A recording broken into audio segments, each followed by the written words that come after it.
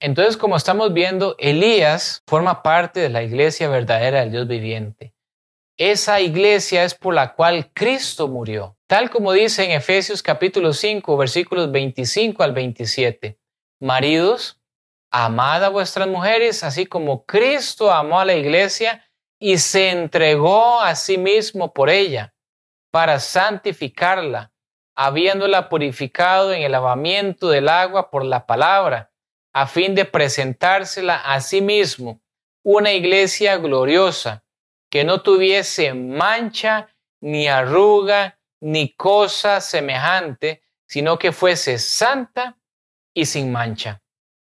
Esa es la iglesia por la cual Cristo murió. Y Él está trabajando constantemente en los integrantes, en los miembros de esa iglesia, que es la verdadera iglesia, la iglesia del Dios viviente, la iglesia que es la plenitud de aquel que todo lo llena en todo. Cristo dio su vida por ella. ¿Con qué objetivo? ¿Con qué fin? Para santificarla, para lavarla, para purificarla. Dice, a fin de presentársela a sí mismo. ¿Cómo? Una iglesia con mancha, una iglesia con egoísmo, con egocentrismo, con autoritarismo. No, dice una iglesia gloriosa, que no tuviese mancha, ni arruga, ni cosa semejante, sino que fuese santa y sin mancha. Definitivamente Elías fue parte de esa iglesia y por eso no llegó a ver la muerte. Y es ahí, mi querido amigo y amiga, nos tenemos que esforzar por ser parte de esa iglesia. No importa a dónde estés asistiendo actualmente, no importa a dónde estás yendo, te tienes que esforzar por ser parte, por ser miembro, por ser integrante de esa iglesia. Después de todo lo que hemos visto, ¿cuál es el proceso para formar parte de la iglesia? Podríamos decirlo de la siguiente manera, y esto es algo que quizás ya te lo has planteado, te lo estás preguntando, te lo has preguntado a lo largo de esta serie. Bueno, ¿y cómo hago? ¿Cómo logro ser parte de esta iglesia? Bueno, número 1, el hombre lleno del Espíritu Santo lleva el mensaje y este es el que convence de pecado. Entonces necesitamos una persona llena del Espíritu Santo que lleve el mensaje y el Espíritu Santo es el que convence de pecado. Punto número 2, Hechos 5:14. Y más creyentes se añadían al Señor, multitudes, así de hombres como de mujeres.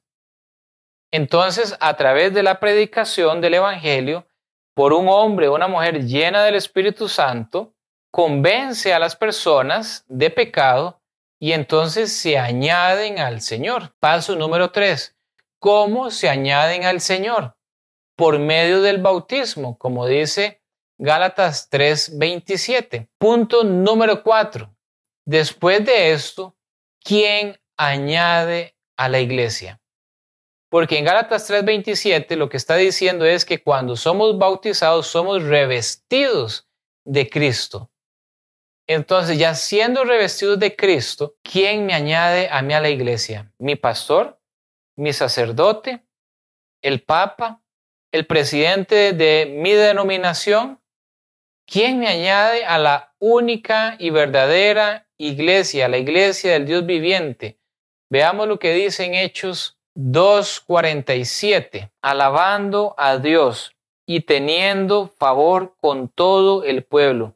Y el Señor añadía cada día a la iglesia los que habían de ser salvos. ¿Quién es el que añade a la iglesia? La palabra de Dios está siendo clara y concisa. Dios es el que añade a la iglesia los miembros. No es un pastor, no es un líder religioso, no es un obispo, no es un sacerdote, no es un ser humano el que añade mi nombre a la iglesia. No es un hombre el que pone mi nombre en esos registros del cielo. Es Dios, la palabra está siendo clara, y Dios añadía a la iglesia los que habían de ser salvos. En 1 Corintios capítulo 12, versículo 18, que leímos hace un tiempo atrás, dice: mas ahora Dios ha colocado los miembros, cada uno de ellos en el cuerpo como Él quiso. Una vez más, la Biblia nos está aclarando quién es el que coloca, quién es el que añade. Es Dios. Entonces, hermano, hermana, amigo, amiga que me estás viendo, si un pastor, si un sacerdote, cualquier líder religioso por alguna razón te saca de tu iglesia, te saca de la denominación a la cual profesas, porque predicas la verdad, porque exhortas a tiempo y fuera de tiempo, pero el mensaje no es bien recibido, no te sientas mal. Evidentemente eso, hablándolo humanamente, duele, porque hacemos lazos, estrechamos lazos con nuestros hermanos de iglesia, con nuestros líderes.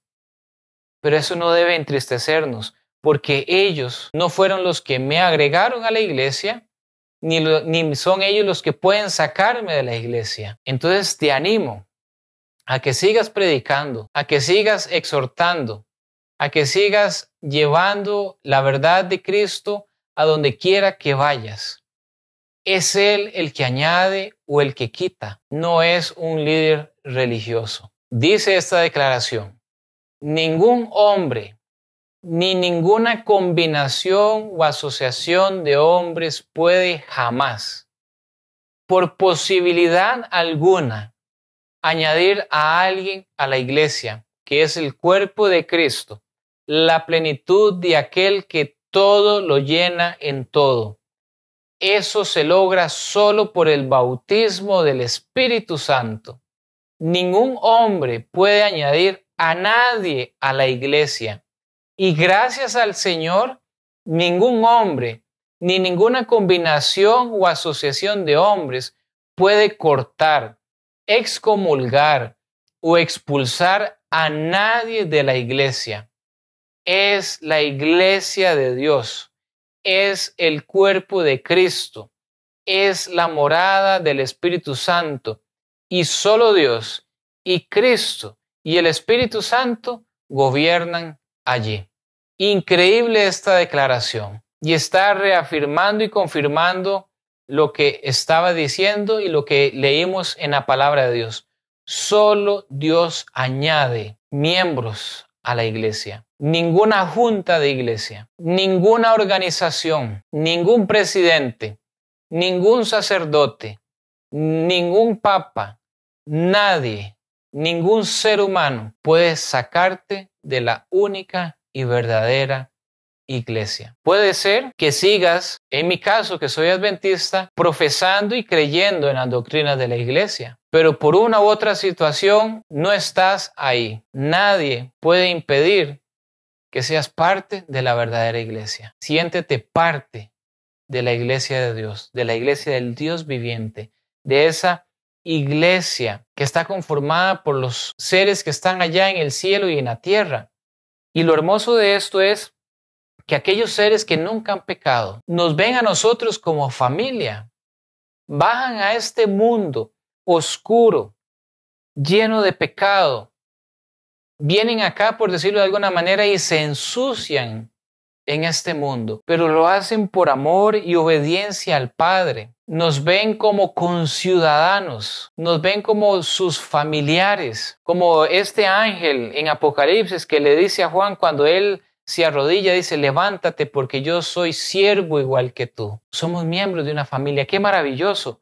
Pero lo triste es que la congregación, los cristianos dentro de este mundo, no trabajamos de la misma manera. ¿Cuánto está involucrado los ángeles en este plan de redención? Esos ministros que suben y bajan, y reflejado en esa escalera de Jacob, ese sueño que él tuvo, cómo se conectaba el cielo con la tierra, subían y bajaban ángeles.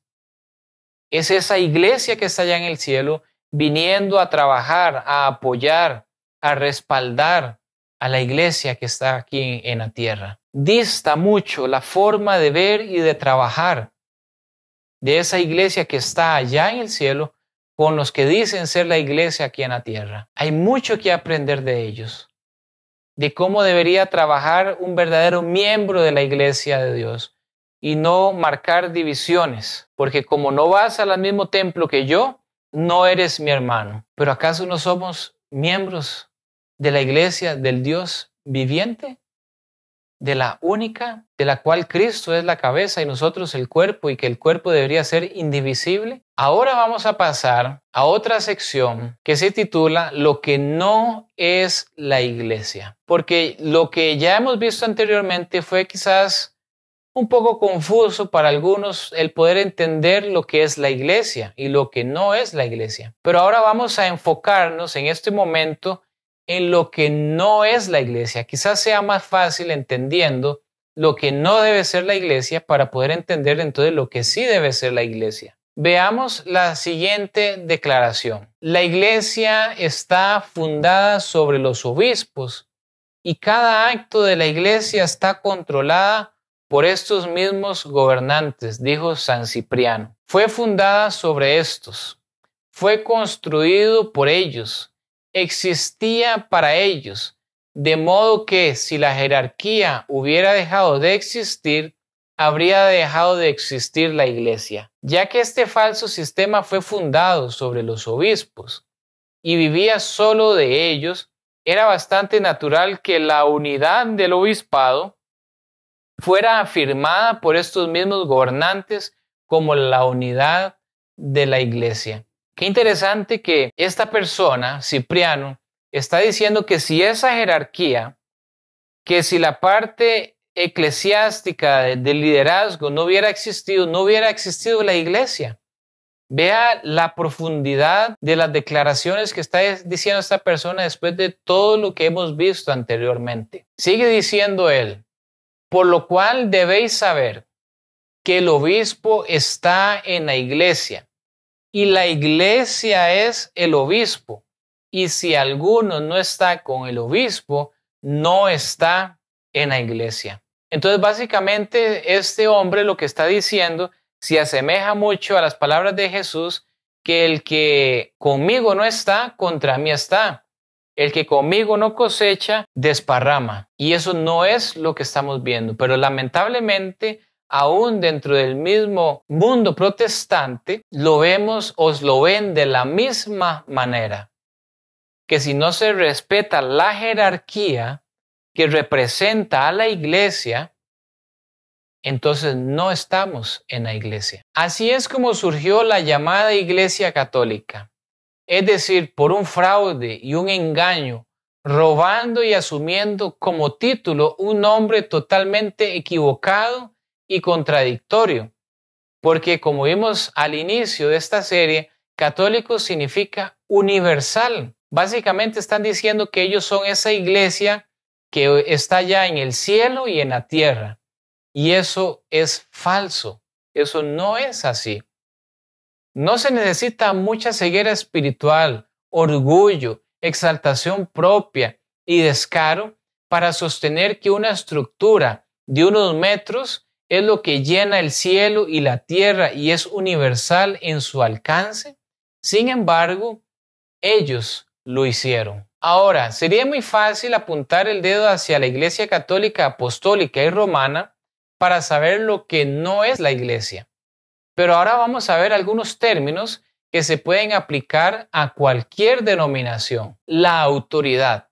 Y vamos a ver el concepto de esta palabra. Es el derecho a mandar y a hacer obedecer. El derecho a actuar en virtud de un cargo, posición o relación. Vamos a ver esta otra que es arbitrario. Dice, no está regulado por una norma o una ley fija. Está sujeto a la voluntad o el juicio individual. Se ejerce según la voluntad o el capricho de cada uno. Los sinónimos de arbitrario son caprichoso, ilimitado, irresponsable, incontrolado, tiránico, dominante, imperioso, despótico, absoluto en el poder. ¿Será que la denominación a la cual perteneces ejerce una autoridad despótica, dominante, tiránica?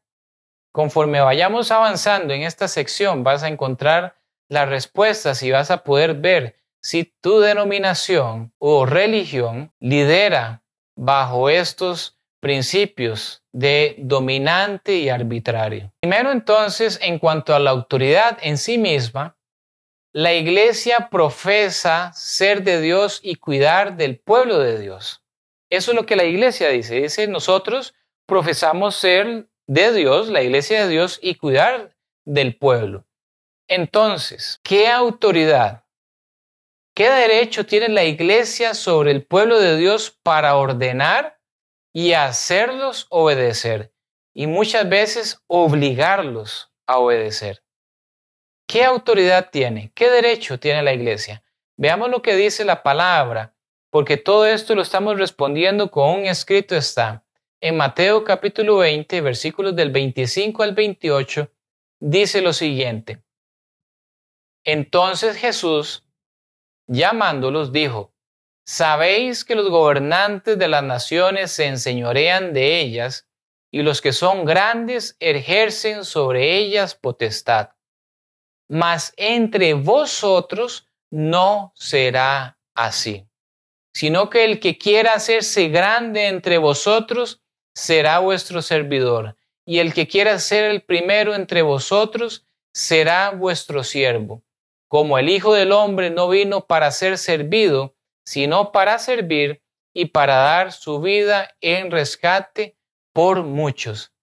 Entonces vemos algo interesante acá en el versículo 25 que dice que los gobernantes de las naciones se enseñorean sobre ellas, ejercen autoridad con despotismo, son arbitrarios, nos obligan muchas veces a obedecer bajo mandatos de leyes, pero Jesús dijo, entre vosotros no será así. Entonces, en tu iglesia, en tu denominación, cuando hay un presidente, toda una junta directiva, toda una organización en escala piramidal hacia abajo hasta llegar a nosotros, que somos la base de esa pirámide, no debe ejercerse autoridad, despotismo, tiranía, arbitrariedad. No puede haber nada de eso. ¿Porque lo digo yo? No. Porque Jesús lo dijo. Dijo que entre nosotros no sería así. Dijo, el que quiere hacerse más grande entre vosotros, dice el versículo 26, será vuestro servidor. Y el que quiera ser el primero entre vosotros será vuestro siervo. Y Jesús en el versículo 28 se pone como ejemplo y dice, como el Hijo del Hombre no vino para ser servido, sino para servir y para dar vida en rescate de muchos, ustedes van a hacer lo mismo. Básicamente es lo que está diciendo nuestro Salvador. Puedes hacer un repaso en tu vida religiosa, en el lugar donde perteneces. El líder religioso que está por encima tuyo, ¿te ha querido obligar a obedecer algo, a cumplir algo? ¿Ha ejercido su liderazgo con tiranía, con despotismo, con ese tipo de autoridad, enseñoreándose sobre los hermanos de la congregación? Déjeme decirte que esa persona está muy lejos de realmente ser un líder que Dios ha puesto en ese lugar, porque él no se puede contradecir. Él no puede poner a alguien en una posición para que ejerza una autoridad despótica, una autoridad tiránica, obligándote a obedecer y a cumplir. No, porque Él dijo en su palabra que entre nosotros, que entre el cuerpo de Cristo, que es indivisible, en donde nadie es más que nadie, no iba a ser así. Ahora bien, cuando la autoridad es el derecho a mandar y a imponer la obediencia, y Cristo ha prohibido positivamente a los cristianos cualquier ejercicio de autoridad, entonces se establece por la palabra de Dios que la iglesia tiene prohibido todo derecho a ordenar y hacer que obedezcan. Está prohibido todo ejercicio de la autoridad. está prohibido. Esa tiranía, ese despotismo, ese derecho a ordenar, a obligar, a obedecer, Jesús lo prohibió. Los cristianos y las iglesias no están en el mundo para gobernar, sino solo para servir. Vayamos a Gálatas, capítulo 5, versículo 13, dice: porque vosotros, hermanos, a libertad fuisteis llamados, solamente que no uséis la libertad como ocasión para la carne, sino servíos por amor los unos a los otros. Estamos hablando nuevamente de lo que no es la iglesia. Y quiero repetir que no estamos en contra de que haya un orden dentro de la iglesia. La pregunta es cómo ejercen esa posición en la cual se ha ubicado o lo han ubicado los miembros de la iglesia. Esa es la pregunta. ¿Es una persona que sirve? ¿Es una persona que se da? ¿O es una persona que está esperando que le den y ejerce su liderazgo obligando a obedecer de una forma tirana, arbitraria, despótica? De eso es lo que la Biblia está haciendo referencia. A eso es a lo que nosotros estamos llamando ahora la atención. Si en tu iglesia hay un líder que predica con el ejemplo, que va en busca de ovejas, de suplir sus necesidades, está al tanto de las necesidades de la congregación, si es un líder que saca de su bolsillo, que da de su tiempo por el bien de la obra, por el bien de la congregación, gloria a Dios por eso. Esos son los líderes que necesitamos. Líderes que al igual que el maestro den su vida por las ovejas, que las cuiden, que vayamos afuera a traer almas a los pies de Cristo, pero no pensando en un monto económico en el sentido de que esas personas representan un diezmo, representan una ofrenda. Ese no es el tipo de líderes que queremos.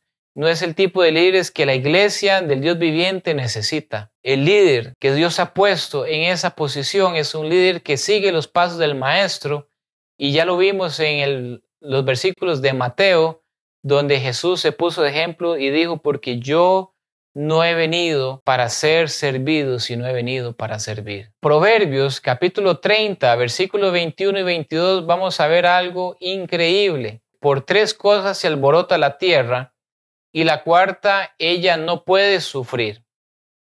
Por el siervo cuando reina, por el necio cuando se sacia de pan.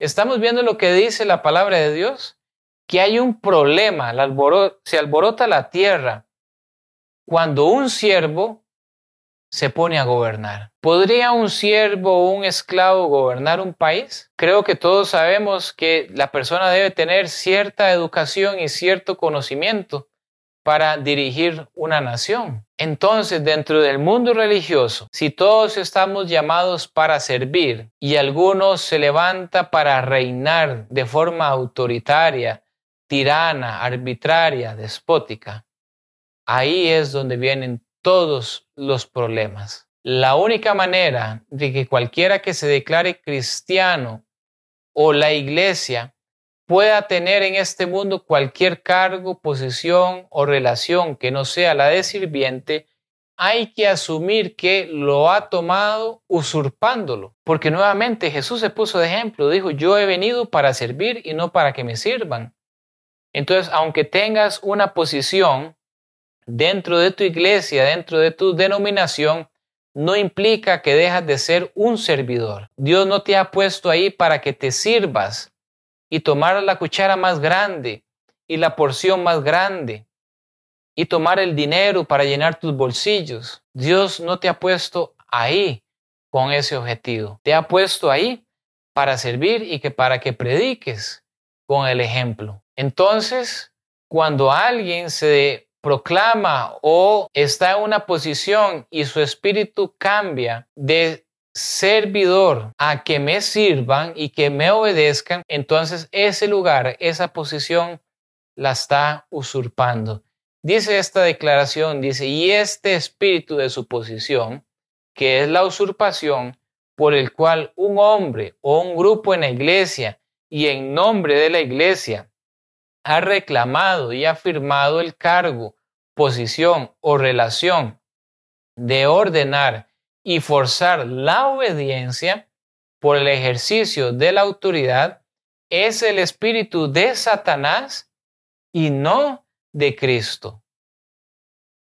Cuando te quieren obligar a hacer algo que no está en la palabra de Dios, cuando te quieren obligar a algo y estás yendo en contra de tu conciencia, entonces el espíritu que está impulsando a esa iglesia, a ese líder religioso, no es el espíritu de Cristo, es el espíritu de Satanás. Veamos cómo funciona esto cuando la persona equivocada empieza a ejercer liderazgo. En Mateo 23, versículos del 8 al 12, dice de la siguiente manera: pero vosotros no querráis que os llamen rabí, porque uno es vuestro maestro, el Cristo, y todos vosotros sois hermanos.